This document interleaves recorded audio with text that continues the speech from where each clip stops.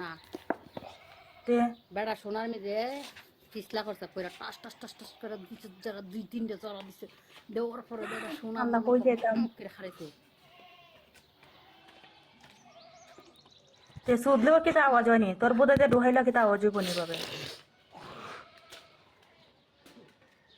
সুদলে আওয়াজ ধরে না কেডা কইছে তোরে সুদলে তো আওয়াজ হয় আওয়াজে